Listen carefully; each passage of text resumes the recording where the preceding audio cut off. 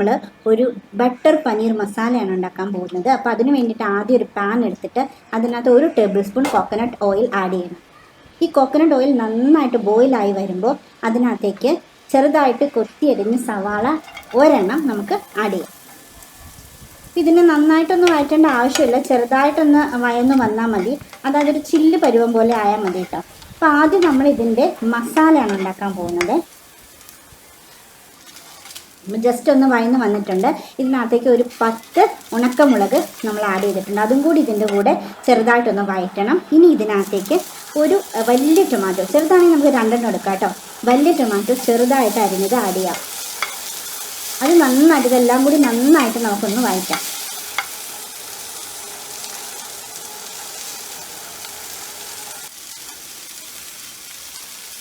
അപ്പം ഇത് നന്നായിട്ട് വഴന്ന് വന്നിട്ടുണ്ട്. ഇതിനകത്തേക്ക് ഒരു 5 കാഷ്നട്ട് ചേർക്കാം. കാഷ്നട്ട് ചേർക്കുന്നതാണ് ആ മസാലയുടെ ഒരു ടേസ്റ്റ്.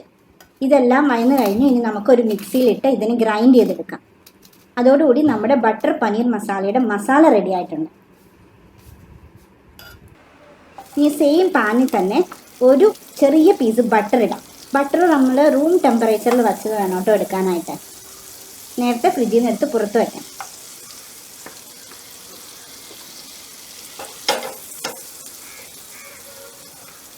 ബട്ടർ നല്ലോണം വഴന്ന് വന്ന് കഴിയുമ്പോൾ അതിനകത്തേക്ക് 1 ടീസ്പൂൺ ചില്ലി പൗഡർ ആഡ് ചെയ്യണം. എന്നിട്ട് അത് നന്നായിട്ടൊന്ന് ചെറുതായിട്ടൊന്ന് മൂത്ത് വരണേ. ഇനി അതിലേക്ക് നമ്മൾ മിക്സിയിൽ അരച്ച് വെച്ച മിക്സറില്ലേ അല്ലെങ്കിൽ മസാലയില്ലേ അത് അതിനകത്തേക്ക് ആഡ് ചെയ്യണം. മസാല നന്നായിട്ട് നമ്മൾ ഡ്രൈ ആക്കി എടുക്കണം. അതായത് അതിൻ്റെ മീൻസ് പച്ച ചൊവയെല്ലാം മാറി വരുന്നവരെ ഡ്രൈ ആക്കി എടുത്തിട്ട് കുറച്ച് വെള്ളം അതിനകത്തേക്ക് ഒഴിച്ച് മസാല നല്ലപോലെ വേവിക്കണം.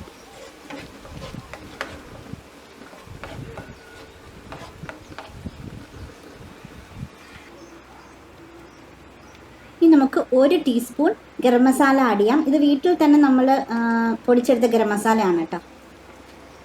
എന്നിട്ട് നന്നായിട്ടൊന്ന് മിക്സ് ചെയ്ത് കൊടുക്കാം. ഇനി ഇതിലേക്ക് കസ്തൂരി മേത്തി, ഡ്രൈ കസ്തൂരി മേത്തി ഷോപ്സിലൊക്കെ വാങ്ങാൻ കിട്ടും, അത് ആഡ് ചെയ്യണം. കസ്തൂരി മേത്തിയാണ് നമ്മുടെ ബട്ടർ പനീർ മസാലയ്ക്ക് ഒരു ടേസ്റ്റ് കൊടുക്കുന്നത്. അപ്പോൾ അതുകൊണ്ട് കസ്തൂരി മേത്തി ആഡ് ചെയ്തില്ലെങ്കിൽ അതിന് ആ റെസ്റ്റോറൻറ്റ് ടേസ്റ്റ് വരത്തില്ല കേട്ടോ. ഇനി കുറച്ച് വെള്ളം ഒഴിച്ചിട്ട് അതിനെ നന്നായിട്ട് നമുക്ക് ബോയിൽ ചെയ്യാം.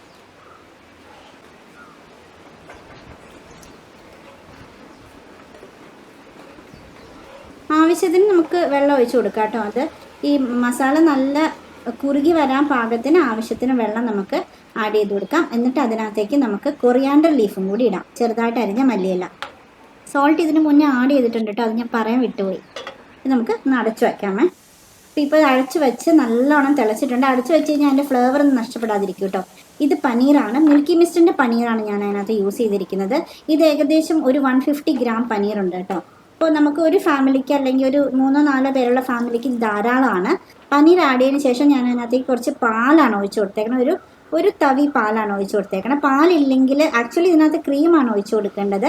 അപ്പോൾ ക്രീമിന് പകരം നമുക്ക് പാലും ഒഴിച്ച് കൊടുക്കാം, അല്ലെങ്കിൽ ക്രീം നമുക്ക് ഇട്ട് കൊടുക്കുകയും ചെയ്യാം. ഇനി ഇത് നന്നായിട്ട് ബോയിലായിട്ട് വരണം. ഇതൊന്ന് ക്ലോസ് ചെയ്ത് വയ്ക്കാം. നമ്മുടെ ബട്ടർ പനീർ നന്നായിട്ട് ബോയിലായിട്ടുണ്ട്. ഇത് റൊട്ടി, ചപ്പാത്തി, ഫ്രൈഡ് റൈസ് എന്തിൻ്റെ കൂടെയും നല്ലൊരു കോമ്പിനേഷനാണ്. അപ്പോൾ എല്ലാവരും ഇത് വീട്ടിൽ ചെയ്ത് നോക്കണം. എന്നിട്ട് ഫോട്ടോ കമൻ്റ് ആയിട്ട് ഇടണം കേട്ടോ. അപ്പോൾ നല്ലൊരു പുതിയ റെസിപ്പി ആയിട്ട് വീണ്ടും കാണാം.